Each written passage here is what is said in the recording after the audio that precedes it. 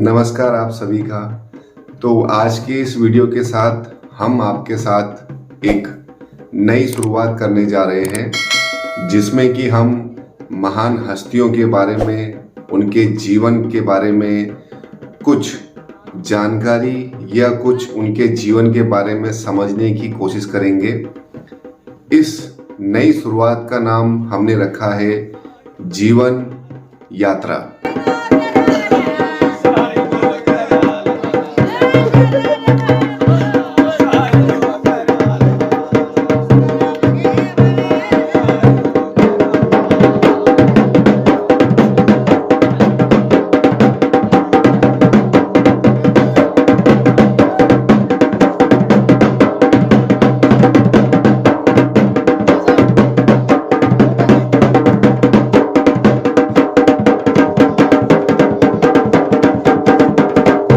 आज की इस पहली वीडियो के साथ हम जिस शख्स के बारे में जानना चाह रहे हैं, या आप ये कह लीजिए कि जिनके जीवन में हम थोड़ा सी गहराई में उतरना चाह रहे हैं, वो शख्स उत्तराखंड के लोक गायक में से एक हैं, जिनके गायक या जिनके गीतों के लोग इतने शौकीन हैं कि उनके 80 के दशक के गाने आज भी लोग हमारे पहाड़ों पे सुना करते हैं।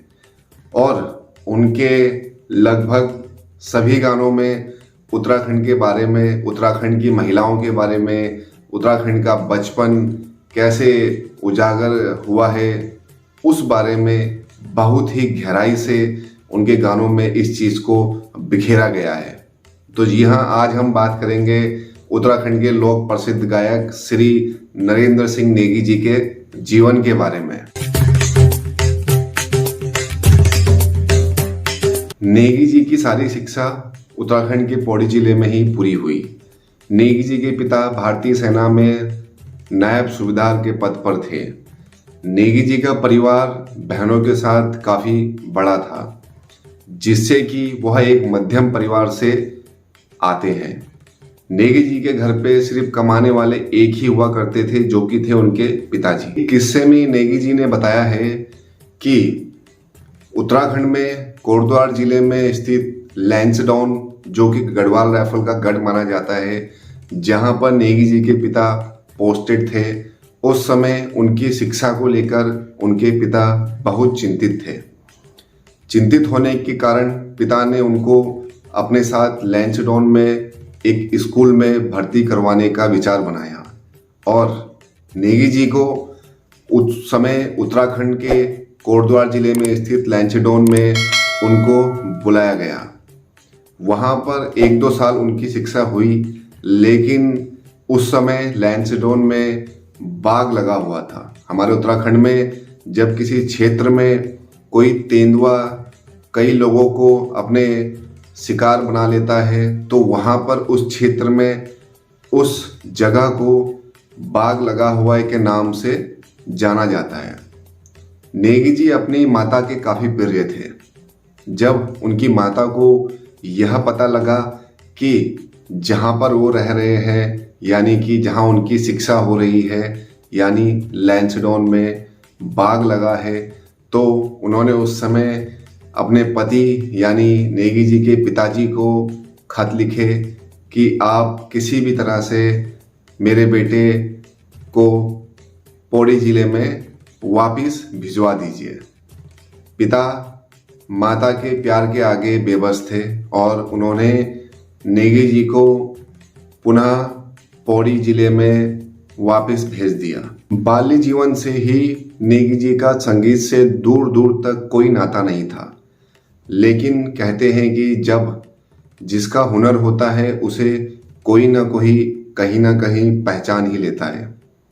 तो जब नेगी जी पौड़ी वापस आए तो उनकी स्नातक की जो पढ़ाई थी उसको लेके उनके परिवार वाले काफ़ी चिंतित थे। स्नातक की पढ़ाई के लिए नेगी जी को उनके चचेरे भाई अजीत सिंह नेगी जी के यहाँ रामपुर भेजा गया। रामपुर में अजीत सिंह नेगी, जो उनके चचेरे भाई थे, वह एक विद्यालय में एक संगीत के शिक्षक थे। अजीत सिंह नेगी जी दृष्टिहीन व्यक्ति थे। उन्होंने नरेंद्र सिंह नेगी जी को तबले में शिक्षा प्रदान करी। नेगी जी को तबले की जो यात्रा रही है उसमें अजीत सिंह नेगी जो उनके चचेरे भाई थे उनका बहुत बड़ा योगदान था। कई साल तबले की परीक्षा लेते लेते और अजीत सिंह नेगी जी जो उनके चचेरे भाई थे उनके साथ तबले की शिक्षा लेते लेते नेगी जी तबले में इतना माहिर हो गए कि वह अनेकों अपने बाल्यावस्था में पहाड़ों पे, गाँव में, रामलीला या अन्य कार्यक्रमों में तबले के लिए बुलाने जाने लगे। कुछ समय बाद किसी कार्यक्रम में आकाशवाणी के एक अधिकारी की नज़र श्री नरेंद्र सिंह नेगी जी पर पड़ी।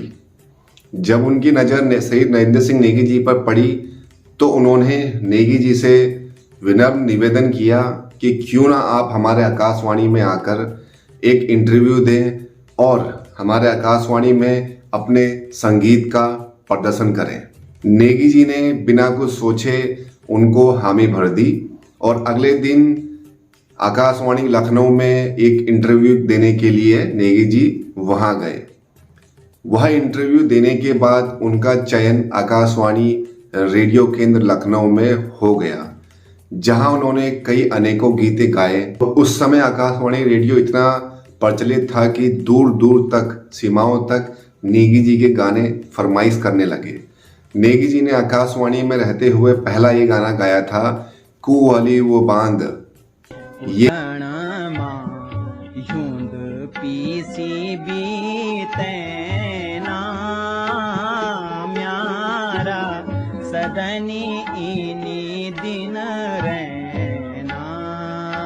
ये उसके स्वर थे।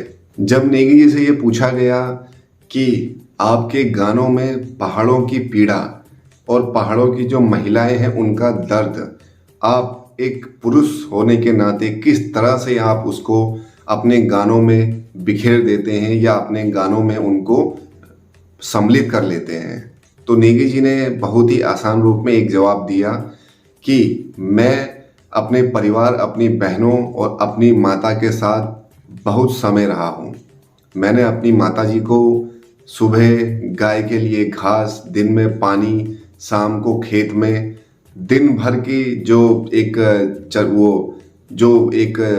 वो होता है, एक शेड्यूल होता है पूरे दिन भर का, उसको बहुत ही करीबी से देखा है। अपनी बहनों को दिन रात खेतों में गाय के गौशाले में या पनहारे में पानी लेने के लिए या खेतों में, तो हर अधिकांश पहाड़ियों की या पहाड़ी महिलाओं की यही एक पीड़ा होती है और यही एक दिनचर्या होती है। तो नेगी जी ने वो बहुत नज़दीकी से वो चीज़ देखी है। तो एक पुरुष होने के नाते उनका ये कहना था कि मुझे इस चीज़ को, इस अवस्था को अपने गीतों पे डालने में कोई मुश्किल नहीं हुआ है, क्योंकि ये मैंने व्यक्तिगत रूप से खुद महसूस किया है। नेगी जी ने यह भी कहा था कि जब उनकी माता का देहांत हुआ था उस समय उनके जो एक शब्द थे वो यह थे कि आज मेरे गीतों की जो जननी थी वो समाप्त हो गई है। तो इन शब्दों से यह जाना जा सकता है कि नेगी जी का पहाड़ों के प्रति, पहाड़ों की महिलाओं के प्रति उनकी कितनी गहरी संवेदनशीलता थी। आगे जाके कई गीतों को नेगी जी ने अपना एक रूप दिया और उसके बाद उनकी जो एक यात्रा थी वो बहुत लंबी चली। यहाँ तक कि उनके कई गीतों ने एक राजनीतिक सफ़र भी तय किया, जिसमें कि एक प्रचलित गीत था नौ छमी नारायण, जिसमें कि वर्तमान उस समय के जो मुख्यमंत्री थे हमारे श्री नारायण दत्त तिवारी जी, उनको अपनी मुख्यमंत्री की कुर्सी त्यागनी पड़ी। उसका प्रभाव इतना पड़ा कि नेगी जी एक राजनीतिक तंत्र के अंदर फंस गए थे।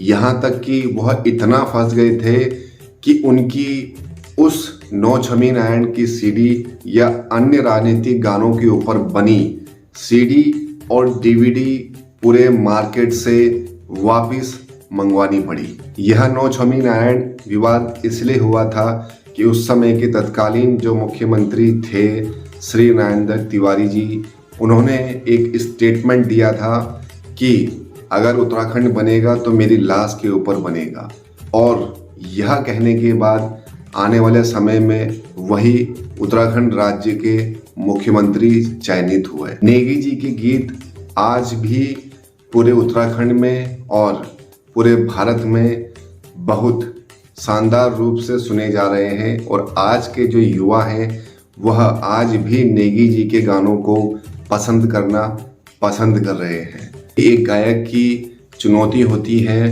कि वह उस राज्य की, उसके संस्कृति की और उसकी संवेदनाशील या उसकी भावनाओं को अपने गानों में किस तरह से निखेरता है, किस तरह से उन गानों पे एक बुनियादी ढांचा तैयार करता है।